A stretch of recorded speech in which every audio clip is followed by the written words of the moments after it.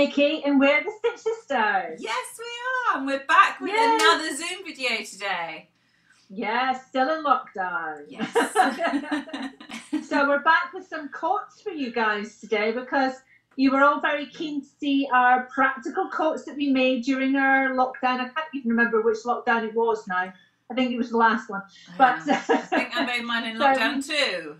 Yeah, we've got some practical dog walking coats for you today, but they are gorgeous. Don't get us wrong, they might be practical, but they're gorgeous. Doesn't mean they can't be brightly coloured. Now, before we get into it, I need to warn you, as you know, I have a new puppy. She's still adjusting to being left on her own, and you might be able to hear her whining in the background. I literally left her 2 minutes ago, so it's not like she's being neglected or anything. We're just trying to get her used to being left on her own so that at some point I can leave the house. So, do you want to start with yours, or should I start with mine? You go ahead and tell us about your lovely yellow raincoat. Well, it's the Lara Sanner Truffle coat, and the lovely thing I liked about this is it's a good oversized shape. It's got a slight triangular shape to it, so it's wider at the bottom. Raglan sleeves, it's got a hood, it's got a big zip, it's got poppers, big pockets, and you can make a adult size one, but it also comes in a little child size as well, so you can make matching ones. That's so cute. Although I'm not sure my 13-year-old boys would be that enamoured. We don't want matching mummy and me coats. Yes, can you imagine? The rolling eyes of teenagers. Well, it would be doubly embarrassing for them because they're twins, so matching each other would be bad enough, but matching you would just be horrendous. The three of us together, holding hands, skipping down the street. So I decided I love this pattern because I think it's a good oversized size. It's long enough that it's going to cover my legs for walking the dog. It's practical. It's got a big hood. It kind of ticked all the boxes, but looked simple enough. I didn't want anything that was too taxing, but something that was going to be fairly easy to sew together. So I chose this one. And it was a fairly simple sew. What I would say is that any coat that's got a lining, you need to have a certain level of experience as a sewer, as a dressmaker, to be able to understand how it all goes together. And the thing with the Lara Sanner pattern is that a lot of her graphics are in black and white. And so they're not, and they're hand drawings. So there was often points where I had to read it 2 or 3 times to understand how I was putting it together. And initially the zip completely flummoxed me. I think the other thing is it's the very first thing that you do. And often, the way I sew is I tend to kind of warm up. Warm up to the big stuff. Warm up gently. So nothing I love better than a pattern that just says, stay stitch the neckline or sew the shoulders together. I go, oh, I can do that. That's fine. We'll just go. But starting with something starting with the zip, my immediate thought was, oh, crikey. I guess what I'm trying to say is it probably wasn't explained as well as it could have been. Okay. Because someone who's made a lot of coats, which I have, I was still flummoxed by it. And it took me 2 or 3 times unpicking to get it right. But anyway, apart from that, the rest of it was like an absolute dream. So the fabric, I ended up with fabric which is like a waxed oilcloth from Race Stitch, which was quite expensive, but it was the right yellow, it was the right colour, the right fabric as well, being waterproof, it was the right weight. And I just felt as if this is the kind of coat I'd probably spend £100, £150 buying anyway. Yeah. So I might as well spend the money on the having the right fabric and making it really a proper thing that I can wear for years. Yeah. The lining is a rayon jersey. So I wanted a jersey lining, but I didn't want it to kind of stick to my coat. So I went for a jersey that's got a bit of a shine to it, that's a bit slippery, because then you can just slip in and out of it, which actually works and it's perfect. Excellent. And that was from Fabric Godmother. And then the zip, which is a big metal teethed plastic bright yellow zip, was just from eBay. And then I used the prim snaps for my snaps on the front, my closure. Yeah. Now I have to hold my hand up here and say that my snaps are not attached in the best way, because I completely forgot that you need to do it on a really hard surface. And when I did mine, I did them on my cutting table, which is bouncy. And so I've already lost one of the poppers. So you might see that as I show it to you later. But I have ordered a new set. But what I need to do is take them outside and hammer them on the concrete outside.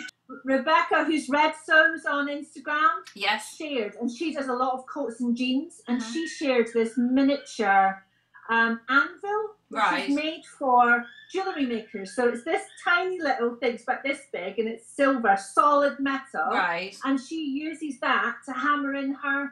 Oh, okay. What a great idea. And I'll try and link to it underneath. I'll try and find it, because they're really easy to come by on eBay. So I did think maybe I should buy that, but I thought that's putting the whole cost of the coat up another 25 quid. Yeah. But I just happened to buy this miniature anvil.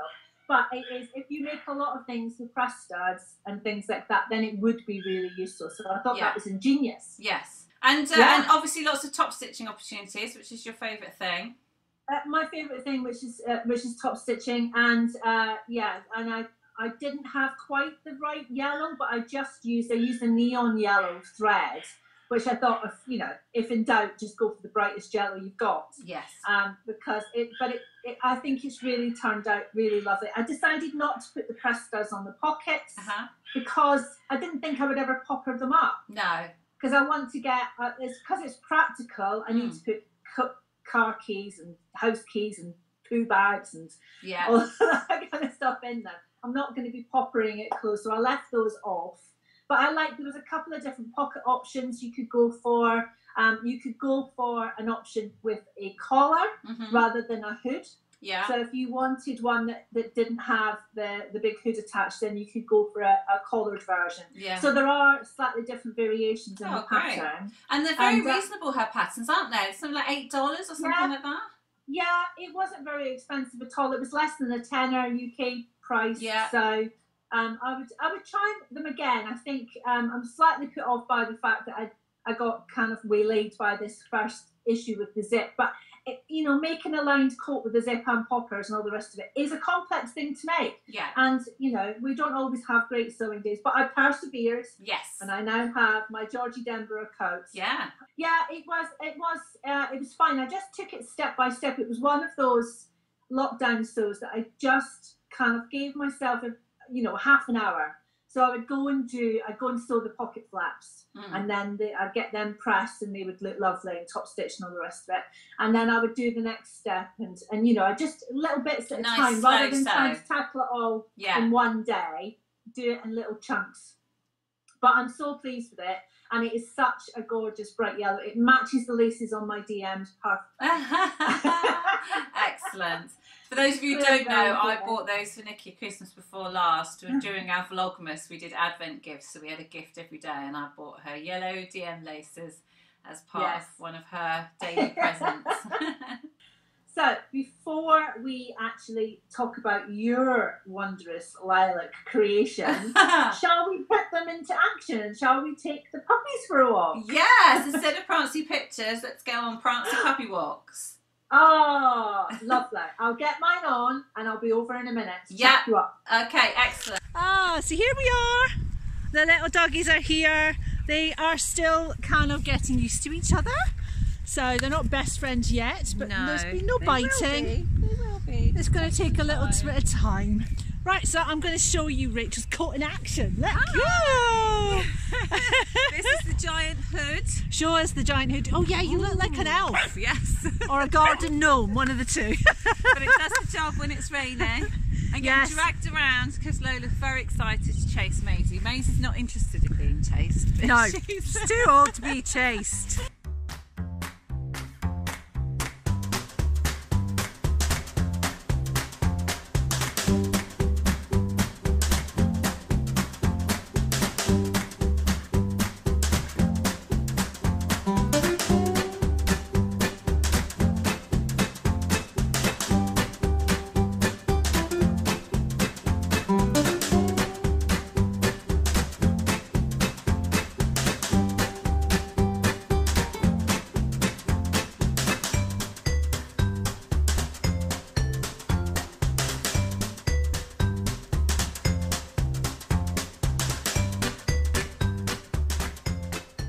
just looking at how bright yellow my coat is. I could work on the railways with this. It could basically is high vis between the two of us as well. So I think you can all agree that the dogs love the coats. Yes. The dogs are very happy that we've made some beautiful coats to be going out and taking them on long walks. I just need the yellow matching wellies now. That's what I need for mine. Oh, I'm sure we can find you a pair of those. I'm not going to go for lilac matching wellies. I think that might be a bit too much lilac for me. Yeah, maybe red ones. Maybe we'll swap. Yours. I'll get yellow, you get lilac, and then we'll be matching coordinates. Yeah. That sounds like a plan.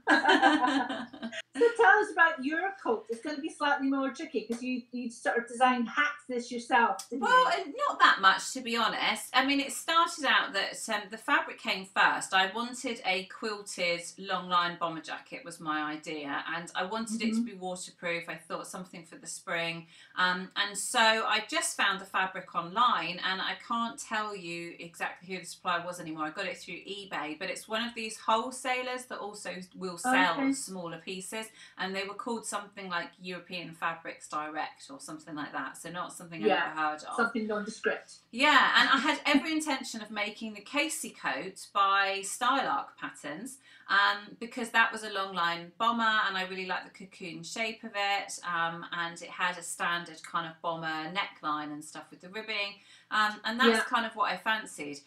When I ordered so I've ordered quilted fabric like this before, and usually what it is, it's an outer layer, a layer of wadding, and then there's a lining, and they're all kind of sandwiched together with the quilting lines. But when this arrived, it didn't have a lining, it just had the outer and the wadding, so the wadding was kind of bare on the inside. And the Casey coat isn't a lined coat. I didn't necessarily want to spend time figuring out how to create a lining for it, so I just shelved it and did think about it for a while. Then when we found out we were getting a puppy, I thought I'm going to need a dog walking coat, and this could be the perfect thing, but it will need a hood because obviously it's a practical coat. So then I thought I was going to, exactly, and most of the time it's going to be raining. So I thought I'll try the Amy Parker by Schnitzen Patterns. And so I ordered that pattern as well. And then when that arrived and I actually looked at the pattern pieces, it has a huge French dart that comes like right up the side. And I just didn't think, because the fabric was quite big, quilted kind of diamonds, I just didn't think that that would look right, having a big French dart intersecting all of that. And when I studied the pattern in more detail, I thought I need a simple pattern for this style of fabric, otherwise it's just going to look messy. So that wasn't my option either. So again, I shelved it and just thought, this isn't going to happen. But then I managed to find, I was just flicking through commercial patterns, and I found a pattern from McCalls. In fact, it'll be down here. Oh, here we go, right at the front, because it was the last one I sewed. So it's this one here. So it's a you know, cropped bomber jacket, a few different variations. But the fact that it already had a hood on it made me think, oh, so this could actually be the one that works. So I ordered myself some lining fabric and a zip and cuffs or ribbing from, again, an eBay seller. And what I ended up doing was making view D. Oh, hold it. There you go. So view D is the one with the hood. But I didn't want patch pockets. I wanted inseam pockets. So I used the pockets from C. But obviously it needed to be, I wanted it to be long line. So I ended up just cutting it on the length and shorten line of the pattern and adding in 12 inches. So I took a tape measure and I hung it from the back of my neck where my kind of collar would be, and kind of looked at what was the length of roughly where I wanted it to be. All of my warmish coats are shorter, and I get really cold bum and thighs, and I thought, can't be having that if I'm out walking the dog all the time. So I thought, what length do I really want it? And I wanted it just short of knee length. So I went for 12 inches. And then also, because I know I'm a bit curvier in the hip area, I thought I can't just go straight down. But I also wanted to try and recreate the cocoon shape that I'd liked on the Casey coat. So I literally just drew a curve on the side seam, so exactly where my hips were. I brought it out only by a couple of inches on each side, but then just used a curved dressmaker's ruler to kind of create more of a curved side seam. Lovely.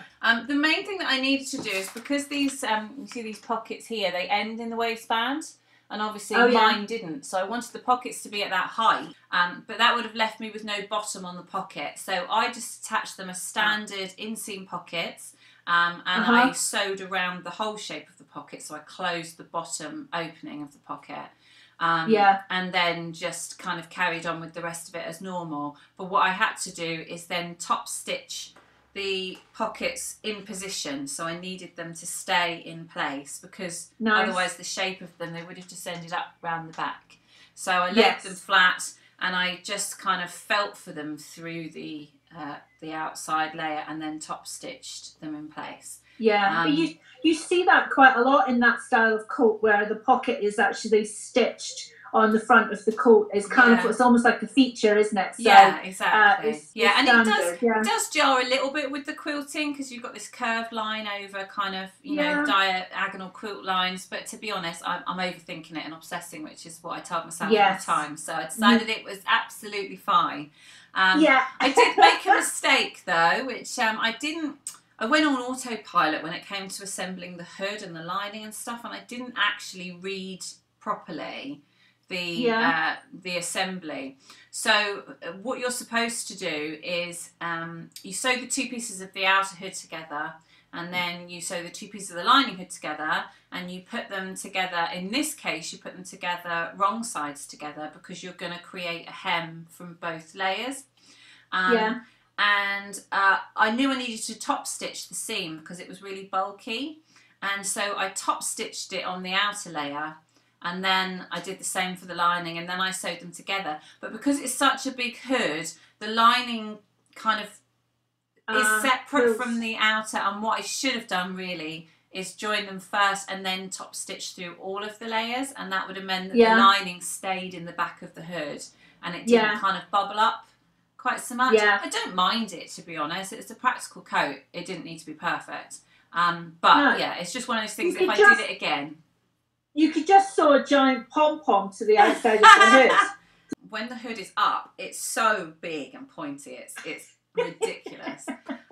So I added, rather than add a cord, an adjustable cord to the hem of the hood, I actually put in elastic, and I actually fixed it in place, so it's permanently cinched in a little bit. I just thought, again, if you're walking the dog, the last thing you want to be doing is trying to adjust cords. You've only got one hand.